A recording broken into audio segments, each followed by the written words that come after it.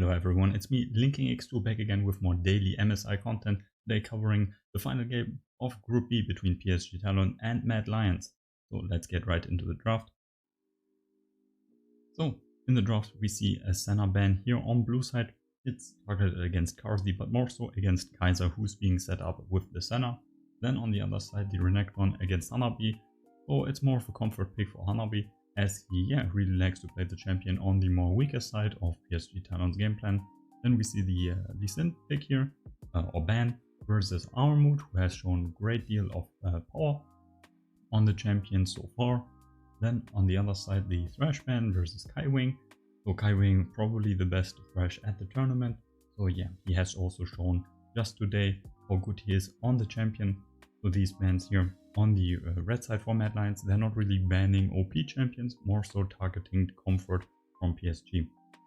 So then we see the Varus here coming in against Karzi, again a champion who he has shown great levels of play today. So PSG Talon making use of the free bans that the blue side has. So on the other side the Zoe, so this is very questionable. Not only is it not really a pick that Maple is really known for, yes, he certainly has played the champion to a good extent in the past, on the first days of the MSI tournament in fact, but on the red side you usually have to ban some OPs like the Morgana, like the Lucian, like the Rumble for especially. So not seeing this banned, yeah, maybe they have a trade in mind. So yeah, I expect PSG to pick the Rumble here first, as it is more of a flexible champion than the Morgana, who is only really super strong in the jungle and can be flexed into other positions, but in these he is way weaker than the Rumble would be in the top lane or in the mid lane even. And also a Rumble a bit more easier to play in the team fights later on. Just hit your R on the group of people and then that's good.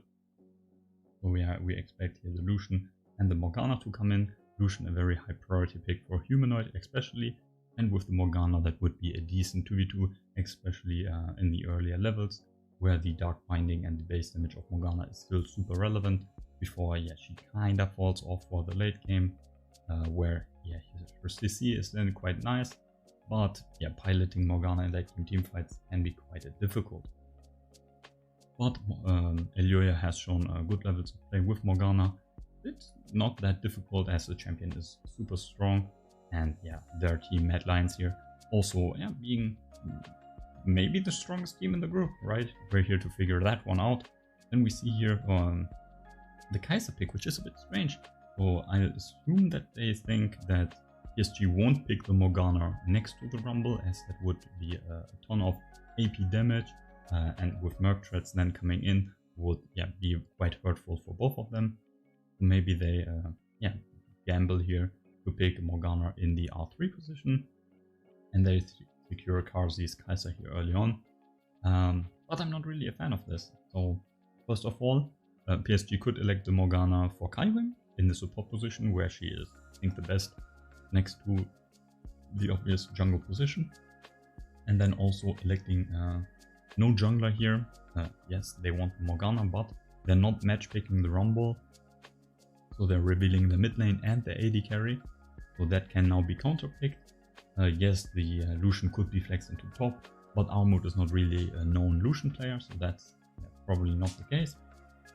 And the Kaiser obviously has counterpicks, and Dorgo has showed the Tristana before. So this is not too surprising to come in here. And even if there should be an unfavorable support matchup, which then would give the prior, at least for the laning phase, to Kaiser, Tristana could be flexed into the mid lane and duel the Lucian. Not too fun, but at least something that can be done. So then we might see Kaiwing's Leona here already played today, and really fits him as he's a more engage heavy player, and Leona roaming with the Rumble. That could be quite strong for like early skirmishes around the mid lane or in the enemy jungle. And already here with these three champions, let's wait for a second. With these three champions, they have elected a great variety of identities. So these champions obviously can be very aggressive and forward, right? Leona level 2 combined with Tristana level 2, very strong on the bot lane, and even in the mid-game skirmishes, if Tristana has farmed well and has not fallen behind, that's a very explosive duo. Pair that up with the Rumble, you have a lot of damage, you have a lot of DPS and even burst, so that's already a very good package for the mid-game. And these champions also do scale quite well. Yeah, Rumble, depending on the build, can scale even better. But yeah, they can be very aggressive, but they can also be very like more defensive. Yeah, they have the option to swap their dominant color here in the game, or how they approach the game. Rumble with his zone control and terrain control with his Q and his equalizer, even somewhat with his E, but yeah, let's put that to the side. And next to that, the Tristana and even Leona.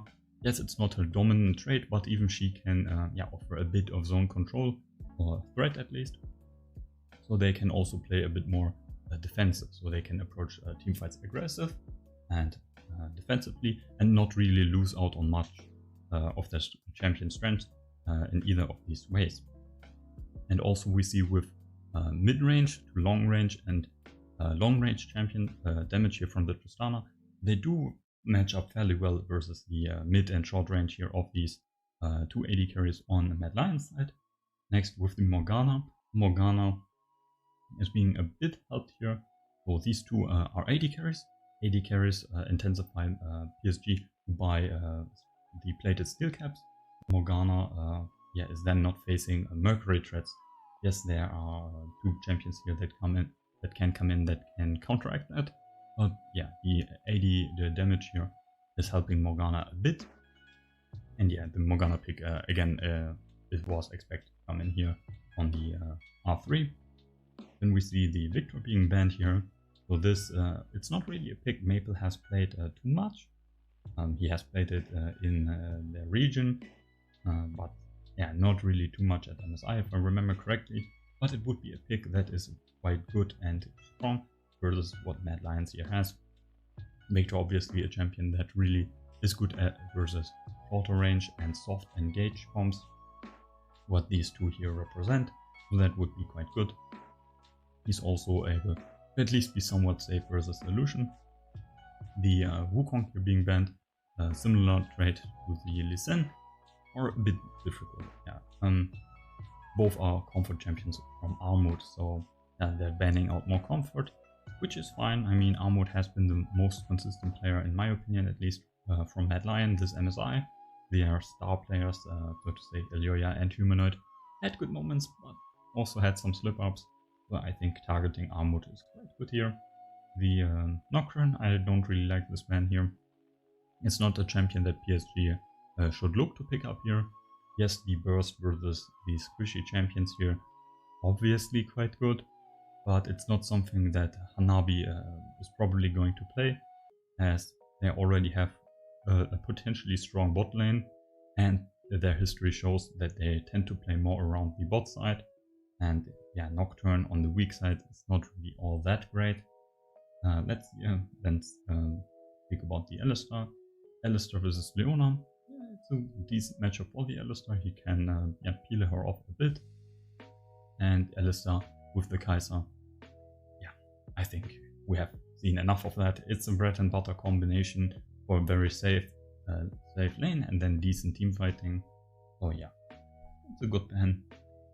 And then we see here the Jace being picked up. I think that's quite strange because the support of the enemy team has already been locked in, and Leona is not really a champion that can be flexed, so this is nearly 100% support.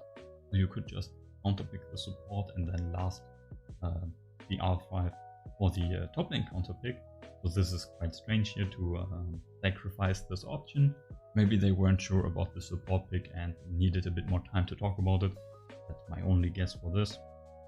And the Jace here, another AD damage source, and especially a lethality champion. So this even more intensifies armor and the plated steel caps for PSG.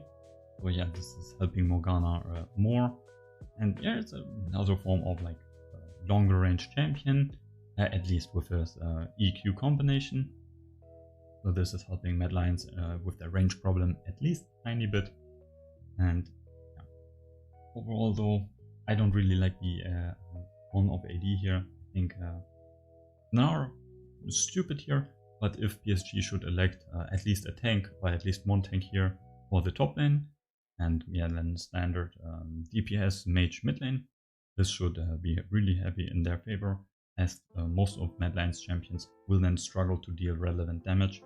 As Morgana, yes, she does some fairly decent AP damage, and yeah, Kai'Sa obviously with her passive has AP in there as well, but most of Mad Lions damage will be physical, so that will be yeah, quite a lot of hurt to get by the Morgana and a potential tank coming in.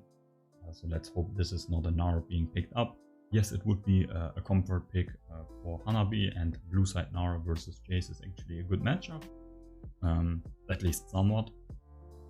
But yeah, compositionally it would not be that great. Yes, Gnar is a good team fighter, but there are many teamfight tanks obviously in the game. So they want to wait for a bit here with the Syndra pick. So they are still thinking about the top lane matchup. Syndra versus Lucian. It's hard, but it's not unplayable. If the junglers can intervene early on, maybe they can change the dynamic a bit. And Syndra's early push with her spammable Q can be somewhat good versus the Lucian if he's playing respectfully. So yeah, this is a bit difficult for Maple, but it's a nice matchup for Humanoid. The Syndra here being a bit more on burst mage category, not really what I was looking for, but with the Rumble they already have quite a lot of consistent DPS from the AP category, so it's not all that bad, and it's getting them more catch potential with the QE combination next to the Leona, of course. But yes, she's also outranging most of Mad Lions comp in the mid game. So yeah, that's fine. Also, she's also a champion that can more easily than others be aggressive and defensive. With her E, she can peel, at least a bit, right? But she can also look for picks and play in front of the wave and threaten with her ultimate, of course. So this is also something where PSG can adapt to the game state and play more forward or more backwards, and yeah, use their tools for to protect either carry or either champion that should get pet. So now I hope we see a tank top that would really round up their comp well. Sion is in the meta at the moment. Other than that, yeah, Ornn, but no one plays Ornn. So yeah, I think Sion would here be a great addition for them. I'm not sure if Nabi has played Sion in the... Okay, Camille is bad. Let's hope that's not what's being locked in. Yes, yes. So Sion is great for a multitude of reasons. So first of all, it's a lane neutralizer against the Jace. Even in later stages, Jace can't really move the Sion. Then Sion can offer good gank setup. Obviously more so after level 6 or with level 6. And then, yeah, in the team fights, he is a frontliner next to Leona, so another one who can catch the bindings and block the shock blast, and then offer even more linear engage and reliable engage. This is something they have been lacking a bit. They have pick, but not really hard engage. This is very good. And I mentioned the forms of AD damage here on Mad Lion's side.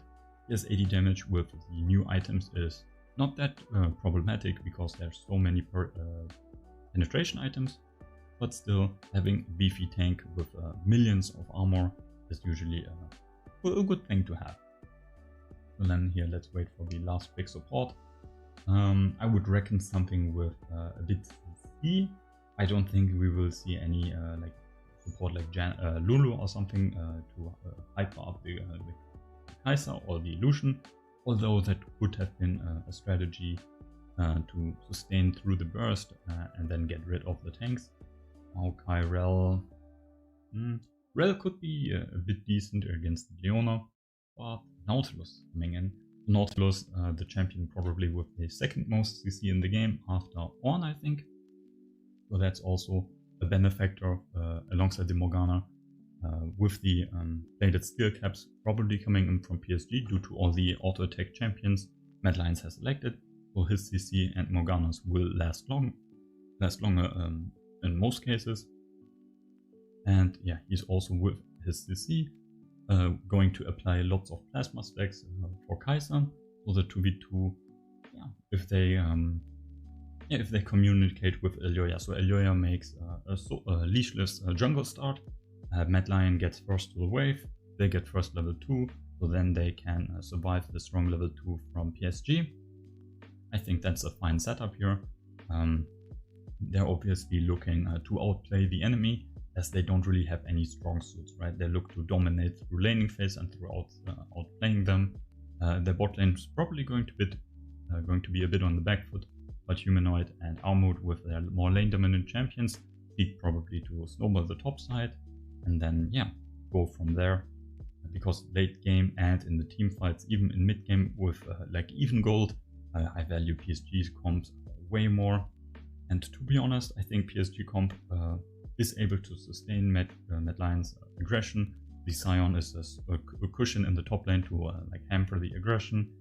The Syndra probably will be the first target of Mad Lion to focus down and then snowball Humanoid and then make him move into the other lanes to set them up as well. So yeah, that is something PSG has to be careful about. And again, mentioning the bot lane, if PSG should get early pressure, this will be lane dominant for them, unless they do something silly, because Kai'Sa and Nautilus can certainly lock down and burst the Tristana if she should step out of line. But yeah, I would value PSG's comps more, give them here the draft edge. So then let's figure out how the game will go. But that's it for today. Let's move here. That's it for today with the review. Again, I mentioned it, daily MSI content. So yeah, subscribe to not miss out on future content, for example tomorrow. Where we'll cover down one Kia probably. So that's it for today. Wish you all a great day. Till next time.